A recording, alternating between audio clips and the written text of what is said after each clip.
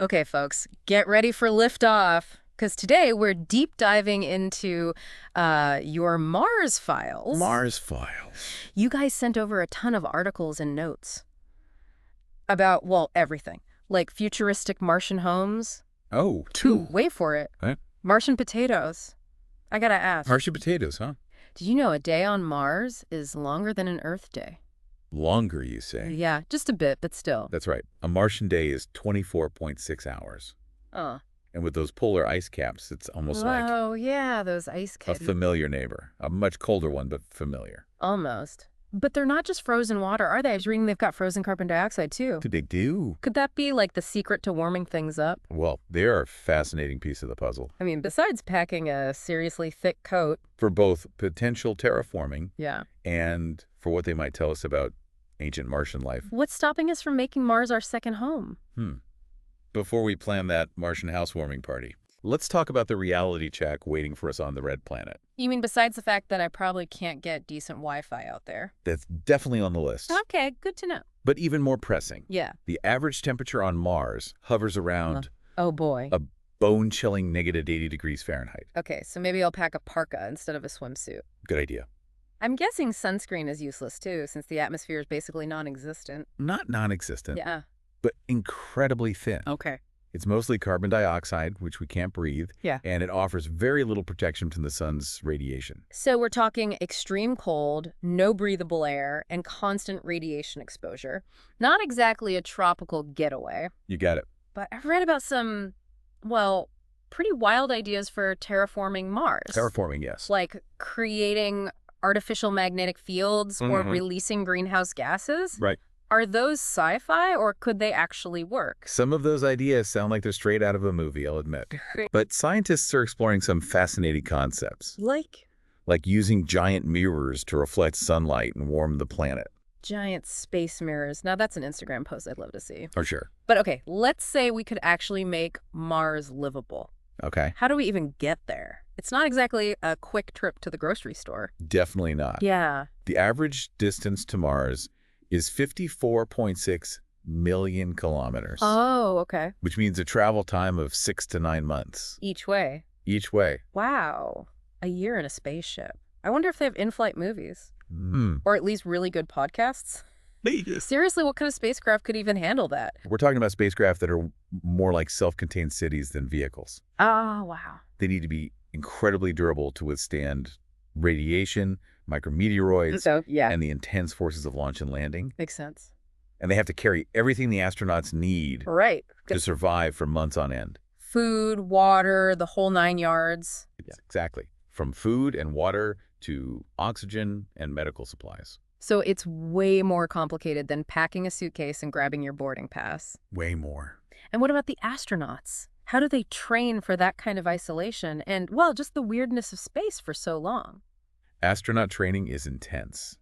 They push their bodies to the limit with rigorous physical conditioning I bet. to counteract the effects of microgravity, which weakens muscles and bones. Right? And maybe even more challenging is the psychological preparation. Oh, yeah. That makes sense. Learning to work as a team, You're- troubleshoot problems, Uh-huh. and maintain a positive outlook, even in really stressful and confined conditions. You'd need nerves of steel and the ability to get along with your roommates for like a year. But let's fast forward a bit. We've made it to Mars, landed safely, and miraculously unpacked everything in zero gravity. What's setting up camp on Mars actually look like? Imagine living in a futuristic dome-like structure, A dome? probably 3D printed using Martian regolith. Regolith. Basically, the loose rock and dust that covers the surface. Think of it as Martian concrete. Okay. These habitats are designed to protect you from radiation, extreme temperatures, Right. and those massive dust storms Mars is known for. So it's like living in a high-tech Martian igloo. Kind of, yeah. Okay, but what about food? Do they have Martian Grubhub? Takeout might be a challenge. Okay. Farming on Mars is a hurdle Yeah. because the soil isn't exactly fertile. Right, right. So it'd have to rely on greenhouses Uh-huh. and hydroponics Okay. to grow crops. And scientists are experimenting with genetically modified crops that could thrive in Martian conditions.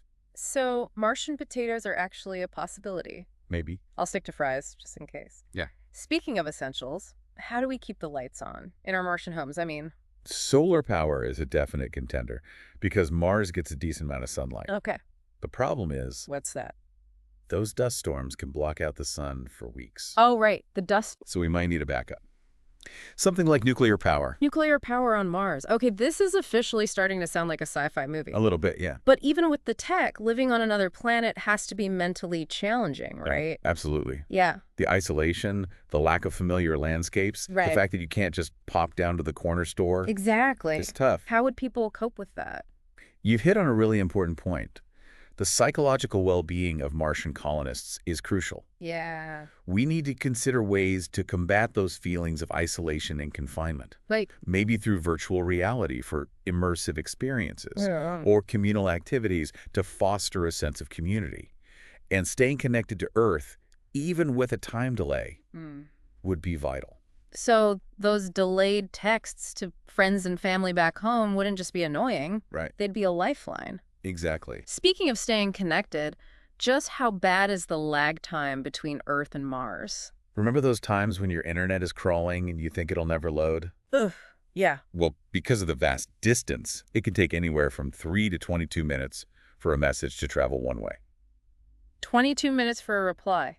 That's right. I guess patience would be a virtue on Mars. For sure. Okay, let's say we've figured out the habitat situation. Okay. Our Martian gardens are growing. Right. We're staying relatively sane. Good. And we've mastered the art of the delayed text. Perfect.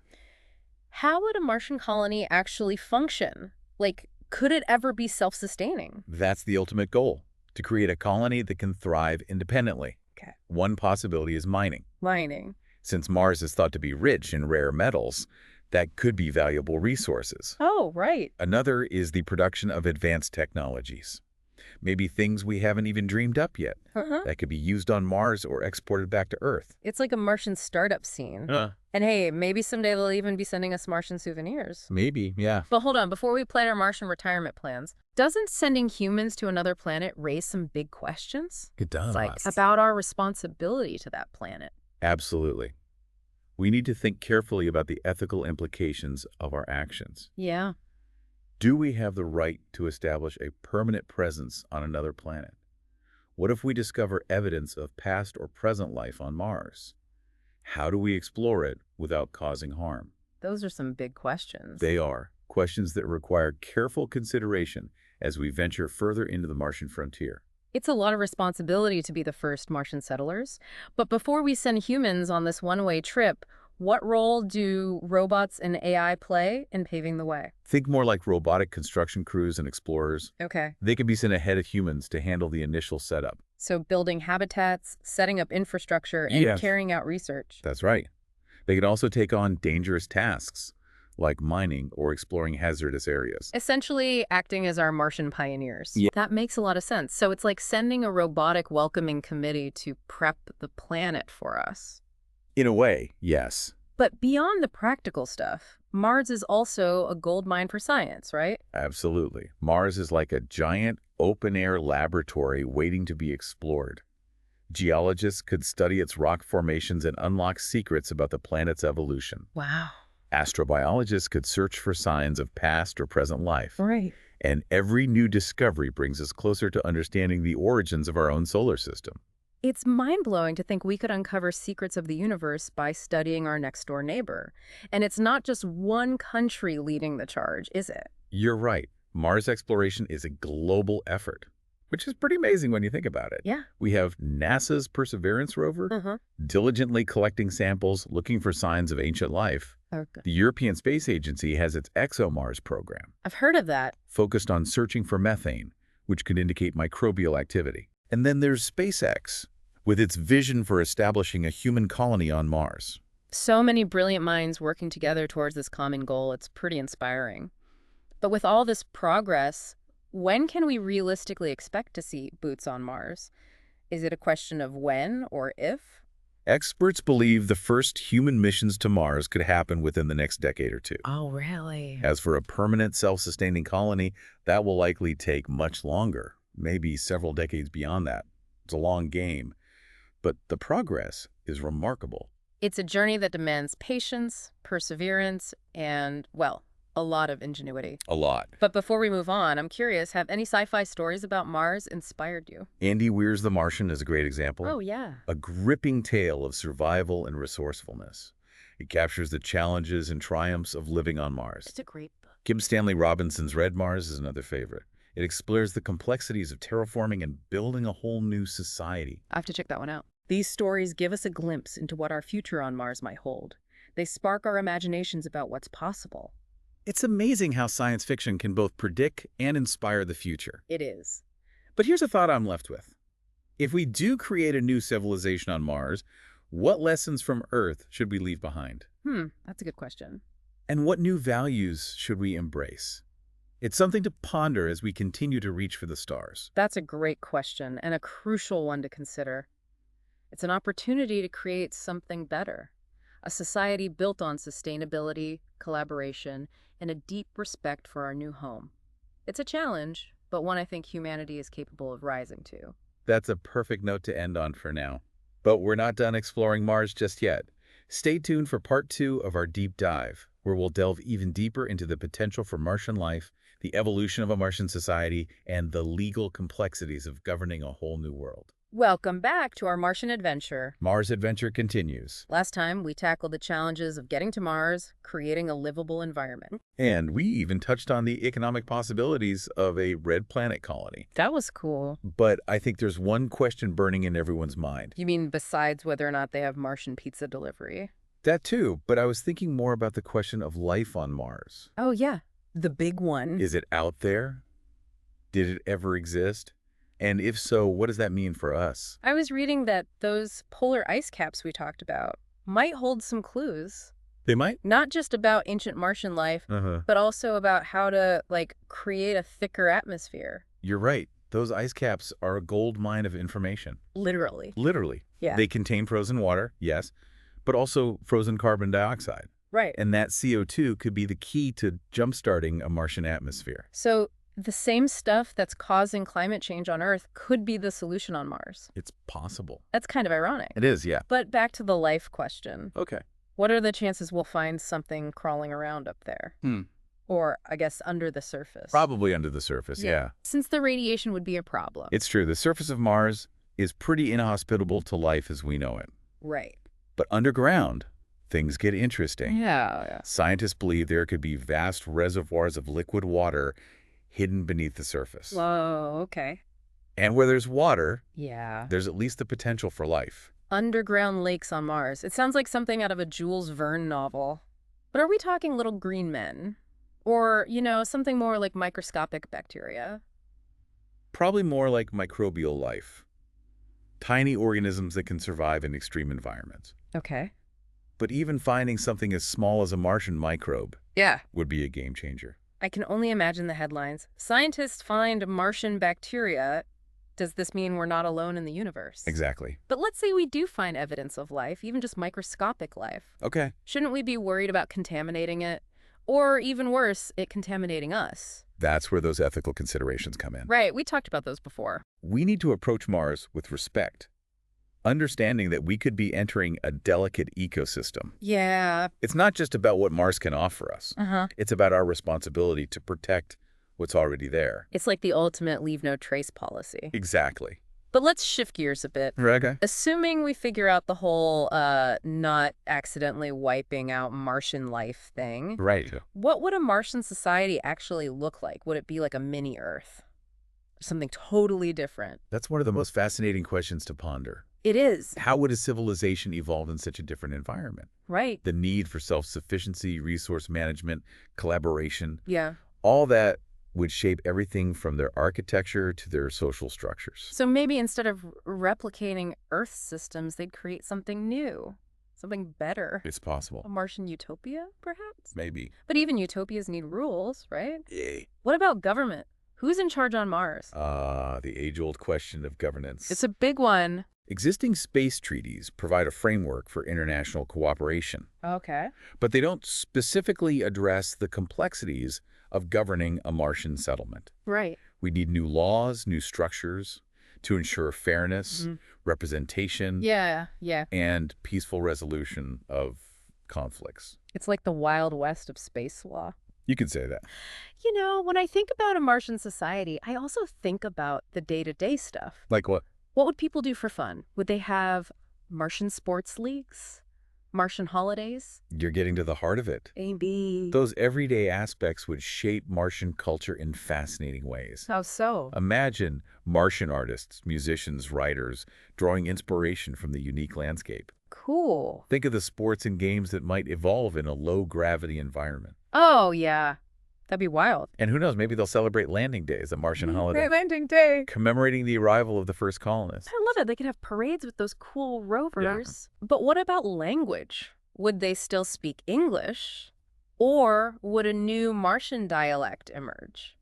It's entirely possible a distinct Martian language could develop over time. Really? The isolation from Earth, combined with the unique experiences of living on Mars, could lead to new expressions, slang, even grammatical shifts. So future linguists might be studying Martian dialects. That's a thought. It is, yeah. But let's bring it back to the present for a minute. Okay. With all these incredible possibilities, what are the biggest roadblocks to making Mars our second home? One of the biggest is cost. Costs. Space exploration is incredibly expensive. I bet. And a permanent Martian settlement requires a level of funding that's hard to even fathom. Right. We need to develop more cost-effective technologies, explore new ways to fund this whole endeavor. It always comes down to money, doesn't it? It often does. But even if we solve the funding issue, what about the human factor? We talked about the psychological challenges, but what about the long-term effects of living in, low gravity, high radiation? Those are crucial areas of research. Yeah. We need to understand how Mars will affect human health over time. Right. And develop ways to mitigate those risks. Like what? Advanced medical technologies, specialized diets, even habitat designs that provide optimal protection. It's like we're building a Martian survival guide, figuring out all the hacks and workarounds for thriving in this, alien environment. That's a good way to put it. But with all these challenges, why are we so drawn to Mars? What is it about this planet that captures our imaginations? I think it's deeply ingrained in our nature. What do you mean? Humans are explorers. True. Driven by curiosity and a desire to push the boundaries. Yeah. Mars is the ultimate frontier, a blank canvas for a new chapter in human history. The ultimate adventure story. Exactly. But before we wrap up this part of our Martian deep dive, I'm curious, what are some misconceptions about Mars that you've encountered? Like, what do people get wrong? One big one is that Mars is a barren wasteland. Oh, really? While the surface is harsh, we know there's evidence of a more dynamic past. Like what? Ancient rivers, lakes, maybe even oceans. Wow. Another misconception is that colonizing Mars is a quick fix for Earth's problems. Right. It's not about abandoning our home planet.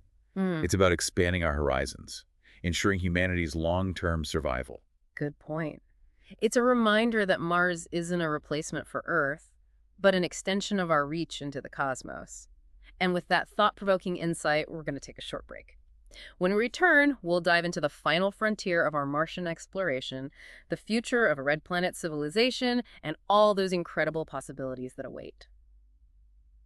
And we're back for the final part of our Martian deep dive. The grand finale. We've covered the challenges, the possibilities, just like the sheer wonder of, potentially making another planet our home. It's pretty amazing. But now I want to look ahead. Yeah, okay. If a Martian colony actually takes root, thrives, what might it look like centuries from now? Centuries from now, huh? I'm picturing futuristic cities with, Martian skyscrapers reaching for the sky. Well, their skylines might be a bit different. Different, yeah. Given the lower gravity. Right, of course. But it is fascinating to think how their architecture would evolve. Yeah. As technology advances, they might develop even more sophisticated methods for terraforming. Terraforming, okay. Imagine breathable atmospheres, even bodies of water, lush valleys, maybe even a Martian beach. Okay, now I'm really picturing myself on that Martian vacation. That was But what about their culture? Would it be a blend of Earth traditions and, new Martian customs? Would they still celebrate Christmas, or would it be, Martian Maris? Martian Ramas. I like that their culture would undoubtedly be a unique fusion. Fusion, okay. Of their earthly heritage and the experiences of living on Mars. Right. They might develop new traditions, rituals, maybe even new belief systems inspired by the red planet. So different from anything we know. And what about their relationship with Earth? Interesting question. Would they be like independent space explorers, or would they still consider themselves Earthlings? That's complex. The distance, the communication delays, Yeah. it would necessitate a high degree of autonomy Autonomy. for a Martian society. They might see themselves as a distinct Martian people A whole new people. while still acknowledging their earthly roots. Like a branch of humanity. Exactly. Perhaps they'd even establish their own interplanetary government. Ooh, like what? A federation of Martian city-states. Who knows? Space diplomats, Martian senators. It's like a whole new chapter of human history It unfolding. would be fascinating. But it's easy to get caught up in, visions of a thriving Martian civilization. Yeah, And forget that getting there is still a monumental challenge. it is. What are some of the biggest technological hurdles we need to overcome in the coming years? One of the most pressing is developing propulsion systems Propulsion? that Yeah. can get us to Mars faster, more efficiently. Right, because right now it takes... 6 to 9 months. Yeah, that's a long time. Not to mention the risks of radiation exposure and the Exactly. effects of microgravity. We need innovative solutions. Yeah. Perhaps technologies we haven't even thought of yet. So we're talking like warp drive level innovation. Maybe one day. Now that would be a game changer. It would. What about those health risks? Is there any hope for mitigating the effects of radiation and low gravity on the human body? Scientists are working on it. On it, okay. A range of countermeasures. Advanced shielding materials for spacecraft and habitats. Okay. Innovative medical treatments to combat bone loss and radiation damage. Even artificial gravity systems Whoa, artificial gravity. to create more Earth-like conditions. Wow, that's incredible. It's like we're assembling this Martian toolkit, equipping ourselves with all the knowledge and tech It is, kind of. to not just survive, but thrive on this new frontier. Exactly. But let's zoom out for a second. Okay. What do you see as the future of Mars exploration on a global scale? Will it be a collaborative effort, or will we see competition between nations? The challenges are just too great, and the rewards too vast for any one nation to go it alone. Yeah, that makes sense. International collaboration is essential. We're already seeing it with the International Space Station. ISS, yeah. And I'm hopeful that this spirit of cooperation will extend to our Martian endeavors. So collaboration over competition, that's a message we could all use here on Earth, too. For sure. But as we wrap up this deep dive, what's one key takeaway you'd want someone new to this topic to remember about Mars and, the possibility of making it our second home? I'd say Mars represents the ultimate test Test of what? of human ingenuity, resilience, and our capacity to collaborate. Collaboration again, yeah. It's a journey that will push us to our limits, force us to confront our greatest challenges, Right. but it's also a journey filled with possibilities, a chance to unlock new chapters in the story of humankind. That's a fantastic way to put it. Exploring Mars isn't just about science and tech. It's about, expanding our understanding of what it means to be human. Thanks for taking us on this incredible journey. It's been an unforgettable deep dive. And, who knows what the future holds for us on Mars. That's it for our Martian deep dive, folks. Thanks for listening.